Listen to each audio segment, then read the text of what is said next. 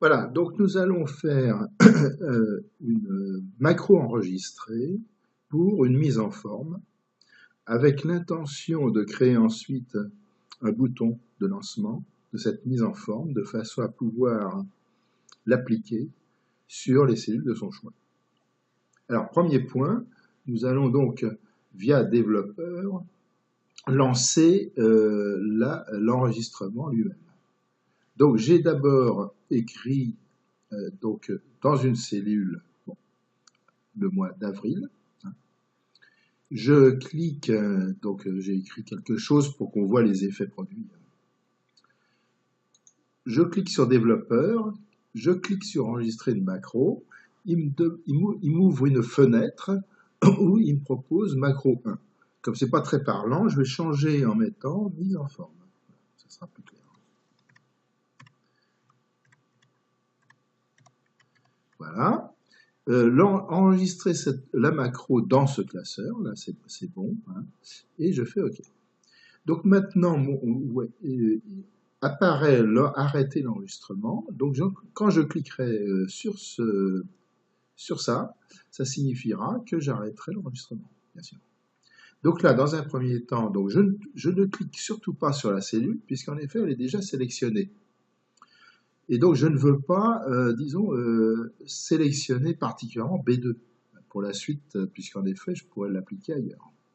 Donc là, ce que je vais faire, je vais aller dans Accueil et je vais modifier la mise en forme, donc fond de couleur en jaune. Je vais prendre, mettons, une couleur bleue pour la police. Je vais changer même le type de police, par exemple. Et ce que je peux faire aussi, c'est un centrage en horizontal et vertical. Je peux également faire des bordures. Donc là, je vais faire pour que ça soit visible, prendre une bordure rouge, par exemple. Voilà. Donc là, ce que je vais faire, je vais cliquer sur bordure épaisse encadrée. Voilà. Et voilà, et je clique ensuite sur une autre cellule pour voir l'effet produit. Bon, et donc maintenant, mes manipulations sont terminées. Je vais dans développeur et j'arrête l'enregistrement. Voilà. Alors, on va regarder l'effet, disons, les lignes qui ont été automatiquement générées par Excel. Donc, on appelle la macro. Là, c'est bien notre macro mise en forme qui est affichée. Bon. Et on va cliquer sur le bouton modifier. Voilà. Et voilà toutes les lignes de programme qui ont été établies. Alors on va voir comment ensuite simplifier considérablement tout ça. Il y a pas mal de lignes qu'on va faire disparaître, parce que on n'a pas, disons, sélectionné beaucoup d'attributs. Or là, il liste tous les attributs possibles et imaginables par rapport, là on voit un intérieur, c'est-à-dire le fond de cellule, les attributs aussi concernant donc la fond, c'est-à-dire la police. Or, on a laissé neutre beaucoup de choses. Alors, du coup, il faut faire le ménage là-dedans, c'est-à-dire par pattern X1 solide. Bon, ça nous intéresse pas, on n'a pas touché, on n'a pas modifié quoi que ce soit. Donc là, on gère l'intérieur de la cellule. Bon, par contre, ce qu'on a fait, pareil pour pattern color index X1 automatique. Bon, ça, on n'en a pas besoin non plus. Par contre, on garde la couleur. C'est la couleur jaune qu'on avait choisie. Tint and Shade, là, c'est pour... alors, 0, ça veut dire neutre. Ça, c'est pour, disons, accentuer la couleur ou l'assombrir. Bon. Donc ça ne nous intéresse pas non plus. Pareil pour le dernier point, c'est aussi une caractéristique, disons, sur laquelle on n'a pas agi. Bien. Donc on garde uniquement l'intérieur de la cellule. Bon, pour fonte, on voit qu'on a deux with sélection fonte. Donc on va les réunir. Ça ne sert à rien de garder les deux. Ce qu'on a fait, en fait, c'est qu'on a fait une couleur de fonte, donc couleur de police, bien sûr, une certaine, donc qui correspond alors donc à ce code. Bon, code couleur. Bon. Et puis également, on a fait aussi un type de police qui était Arial Black. Bon. Et bien on va les réunir. Donc ce qu'on va faire, et puis le reste, le size égale 11. Bon, comme on n'y a pas touché au size, à la limite, si on applique la mise en forme dans d'autres cellules qui ont des sizes différentes, des tailles de police différentes, et ben comme ça n'agira pas dessus, si on le prend pas en compte. Donc ce qu'on va récupérer, c'est uniquement ça. On clique couper et on fait un coller. Donc ça ne nous intéresse pas, donc on va le faire ici. On va faire un coller ici. Voilà. Et le reste, eh bien, on le fait disparaître parce que ça ne nous intéresse pas. On n'a pas agi à la couleur. Vous voyez, elle est répétée ici. Donc on l'a déjà, c'est même pas, donc ça ne sert à rien. Donc voilà, on supprime tout ça. Donc supr. Voilà. Ensuite, alors là, on voit, disons maintenant, un certain nombre de choses qui apparaissent comme les centrages dans la cellule. Alors là, c'est pareil, on a deux où ils se sélectionnent. Et en fait, on a horizontal alignement égale x1 center, c'est-à-dire un centrage en alignement horizontal. Et là, on voit qu'on a un alignement, un centrage en alignement horizontal et vertical. Donc là, c'est plus riche. Donc ça c'est que ça qui nous intéresse en fait, c'est les alignements. Donc on va faire disparaître, ça ne sert à rien. Supr. Ici, c'est pareil, on n'y a pas touché. Ce sont les d'autres attributs qui ne nous concernent pas. Donc on peut les faire disparaître aussi. Voilà. Donc comme ça, petit à petit, notre code se simplifie considérablement. Donc là, je peux supprimer quelques lignes aussi au passage. Voilà. Donc là, ce qu'il faut, c'est... Voilà.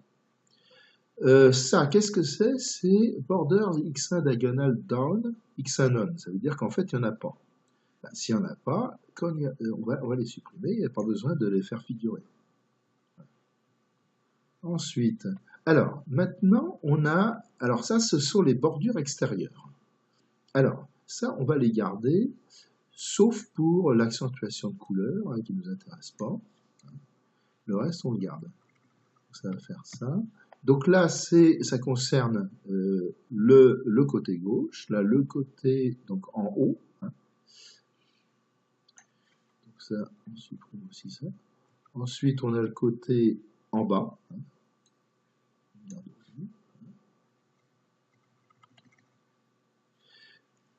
Weight, donc c'est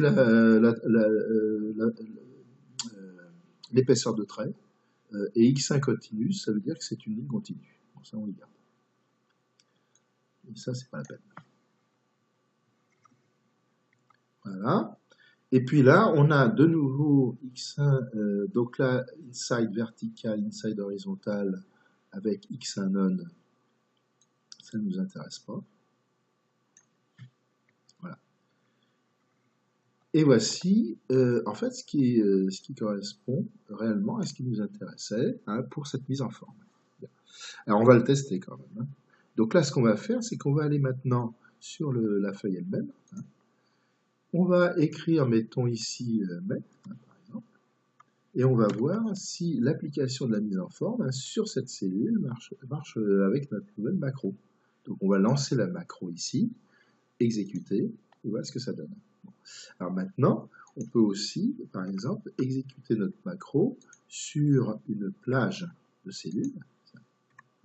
Alors on a vu que là, ça permettait d'avoir des bordures extérieures, on va le vérifier ça. Donc on va faire macro, mise en forme, exécuter. Voilà, et voilà ce que ça donne. Bien. Alors, dernier point, on peut aussi créer un bouton. Puisque dans la feuille, ce qui peut être pratique, c'est une fois qu'on a sélectionné, il suffit de cliquer sur un bouton pour appliquer la mise en forme. Pour ça, on clique là-dessus, le bouton. On dessine le bouton, mais on va le dessiner par ici. Voilà. Alors, le nom de la macro, c'est mise en forme. Il faut cliquer quand même ici pour lui assigner à ce bouton la macro mise en forme. OK. Voilà. Et ici, on va changer le titre pour que ça soit quand même plus parlant que bouton. Donc là, j'appuie sur la touche supr et je mets à la place mise en forme. Voilà. Je clique dans le cellule à part, et donc on va vérifier maintenant que ça fonctionne. Donc on va faire E, F, par exemple. Je sélectionne ma plage, hein, et j'applique la mise en forme, et voilà ce que ça donne. Bien. Enfin, dernier point, si on veut maintenant faire disons un enregistrement, du fait qu'on a disons, un classeur avec macro, il faut maintenant l'enregistrer sur le point XLSM. C'est-à-dire qu'on va écrire, par exemple, fichier, enregistrer sous, hein, puisque c'est le premier enregistrement, dans l'ordinateur, hein, parcourir. Hein.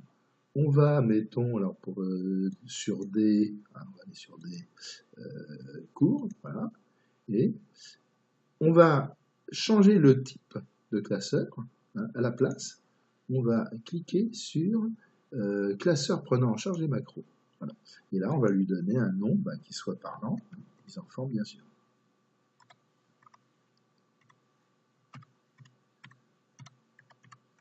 Voilà, enregistré. Voilà qui est fait. Donc maintenant, on aurait pu aussi se dire, moi ce qui nous intéresse, c'est d'avoir des bordures sur chaque cellule, et d'avoir des bordures extérieures. Si on voulait le faire, hein, ça ne serait pas compliqué. Donc là, par exemple, on écrirait ici, on va modifier le texte, on va dire mise en forme avec bordure extérieure. Voilà. Voilà, donc là c'est notre bouton. Si on veut maintenant faire un deuxième bouton qui serait mise en forme toute bordure, à ce moment-là, on va faire, alors on va appeler les macros, hein, on va appeler modifier. Là, on va lui donner un nouveau nom, hein, une nouvelle macro, on va l'appeler sub mise en forme toute bordure. On va abréger TT bordure, TT borde. Je mets deux parenthèses, je fais entrer. Voilà, là il m'a créé un sub avec suivi du nsub. Vous avez compris, c'est une nouvelle macro. Et donc là, ce qu'on va faire, c'est qu'on va copier tout ça. Alors, voilà.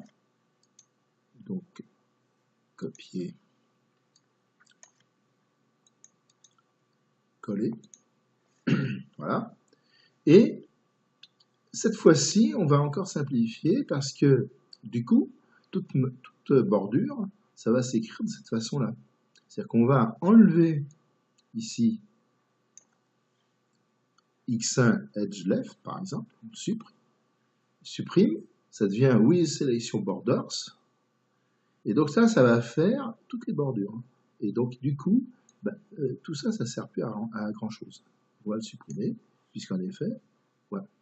Et non, notre nouveau programme, il est encore plus cool, enfin, il est adapté à la nouvelle situation. Alors, on va le vérifier. Donc là, par exemple, je reviens maintenant dans ma feuille. Je crée un nouveau bouton. On va le tester tout de suite. Donc, je crée insertion, nouveau bouton. Voilà. Je dessine mon bouton. Voilà. Là, ça sera le programme mise en forme toute bordure. OK. Et ici, je vais maintenant écrire mise en forme, pareil, toute bordure.